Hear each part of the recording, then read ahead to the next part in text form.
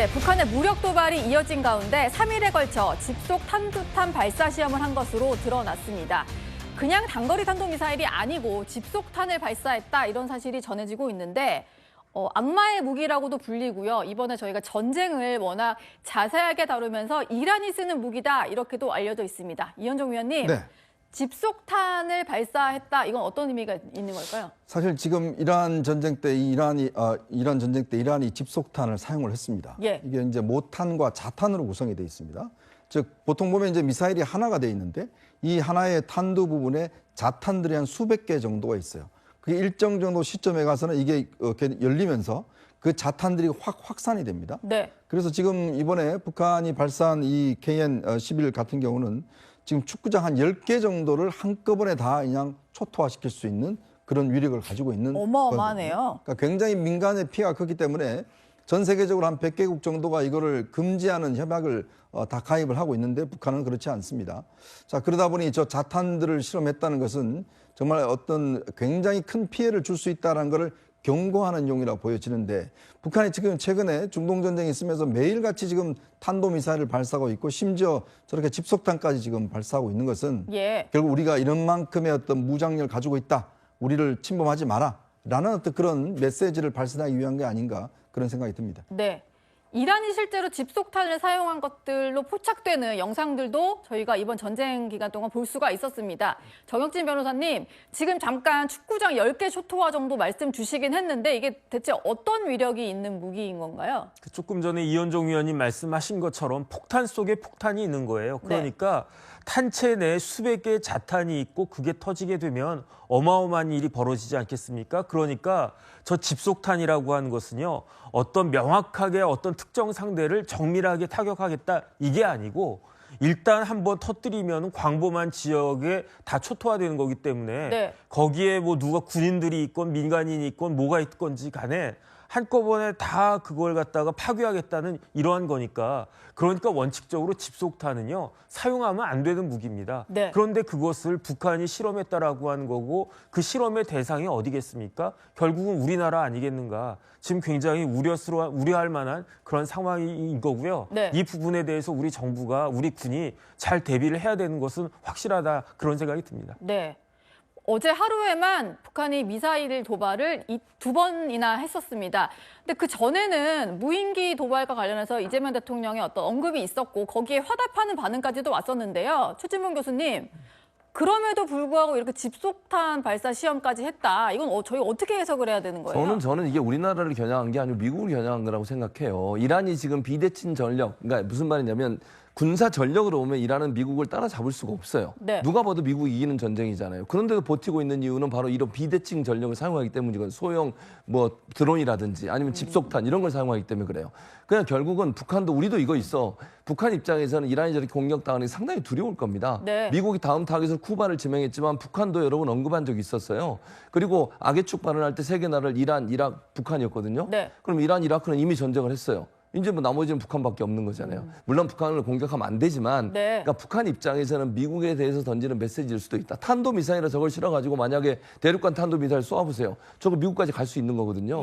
그런 부분들을 좀 강조하면서 우리를 건드리지 말라라고 하는 불안감에 떠는 뭐랄까요? 경고? 이렇게 해석할 수 있을 것 같습니다. 아, 직접 우리를 타격했다기보다는 뭔가 미국에 대한 겨냥한 메시지일 거다. 저는 그렇게 분석합니다.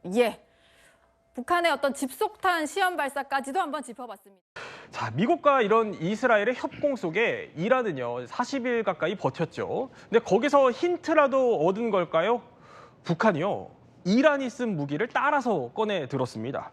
살상력도 그리고 민간인 피해도 굉장히 커서 악마의 무기로 불리는 이 집속탄을 미사일에 실어서 날려보낸 겁니다. 그것도 마치 우리를 겨냥한 듯 말이죠.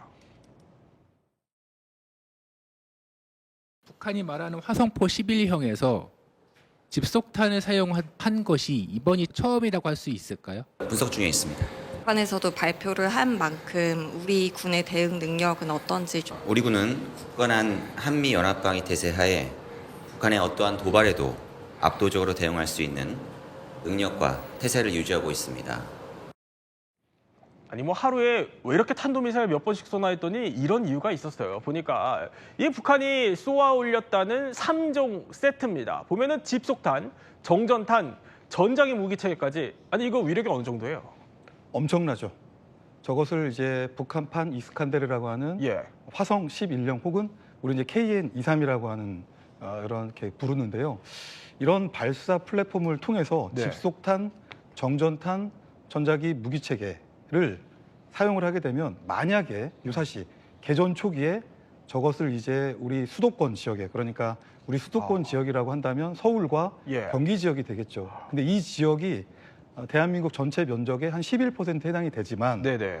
50% 넘는 인구가 밀집되어 있고 그래요. 50%가 넘는 인구가 밀집되어 있다는 얘기는 예. 각종 통신, 전자장비, 네트워크가 이 지역에 밀집이 되어 있다는 것입니다. 그래서 저렇게 집속탄 그리고 탄소 섬유탄 그리고 전자기 공격에 이르기까지 동시다발적으로 개전 초기에 활용한다면 네.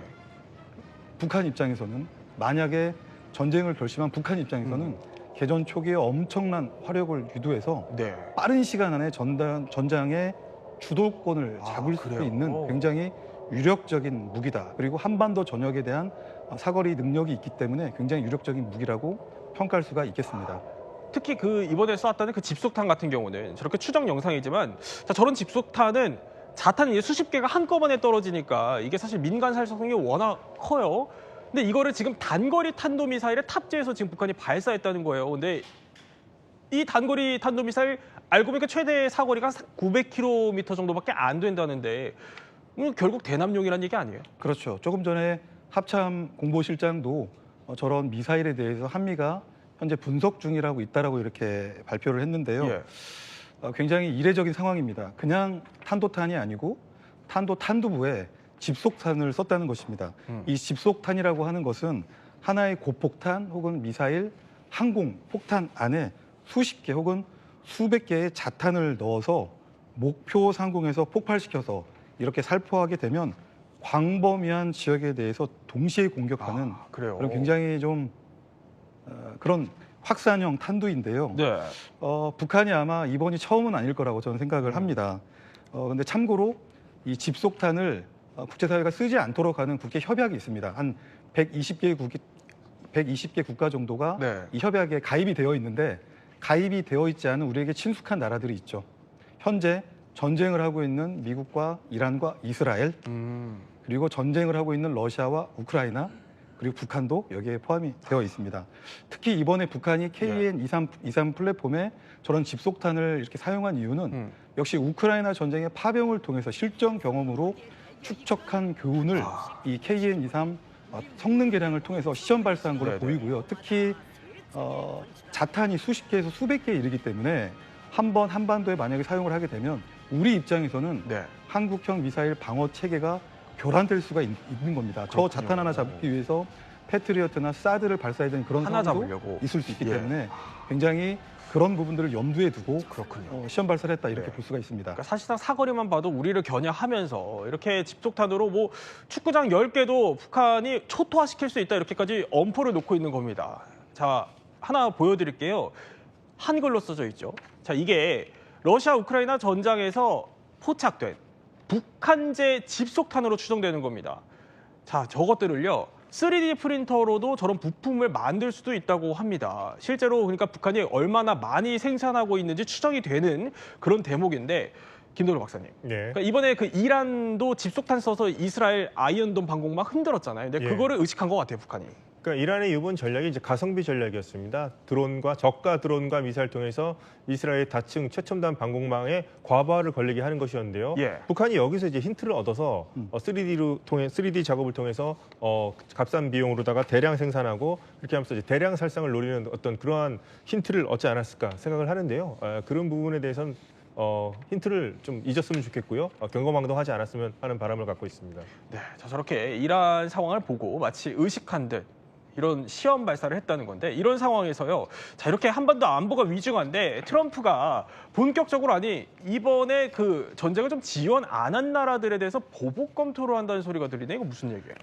이번 이제 나토 국가들에 대해서 꼭 집어서 얘기를 했는데요. 이제 나토 국가들 중에서도 독일이라든가 스페인, 이탈리아 뭐 이런 국가들은 미군의 기지 사용에 대해서도 좀 불허하는 느낌도 있었고, 그다음에 좀 전쟁에 대해서 좀 적극적으로 협조하지 않았습니다. 반면에 이제 뭐 그리스를 비롯한 이제 발트 국가들 같은 경우에는 미국에 대해서 상당히 좀 협조적이었습니다. 그래서 나토 안에서도 미국에 대해 협조했던 국가들의 군대를 좀 더 보강하고 비협조적인 군대를 좀 빼서라도 협조적인 국가 쪽으로 우리가 좀 더 도와주겠다. 이런 식으로 약간 이제 차별 대우를 하겠다는 그런 신호로 읽힙니다.